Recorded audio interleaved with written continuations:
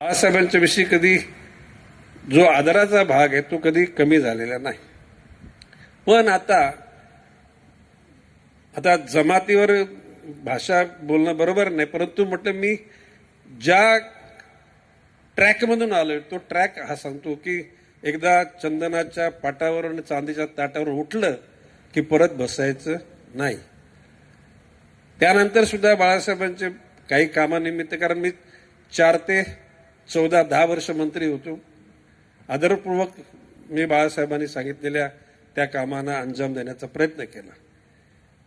ज्याला बाळासाहेबांचं निधन झालं त्या दिवशी महापौर बंगला मुंबईमध्ये सगळेच, म्हणजे सुषमा स्वराज पण आल्या होत्या, शरद पवार साहेब होते.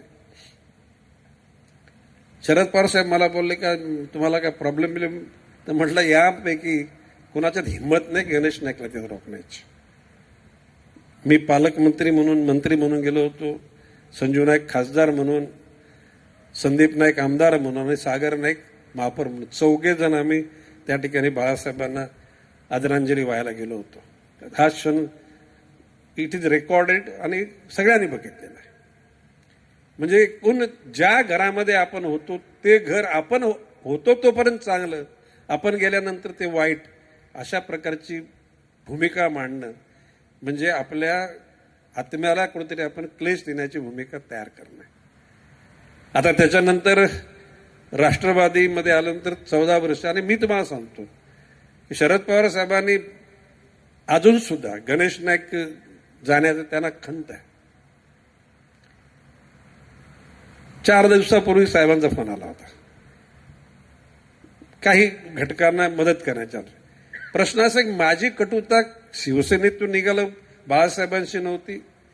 मी कोणाविषयी अनुद्गार काढले नाहीत, शिवसेनेविषयी काढले नाहीत.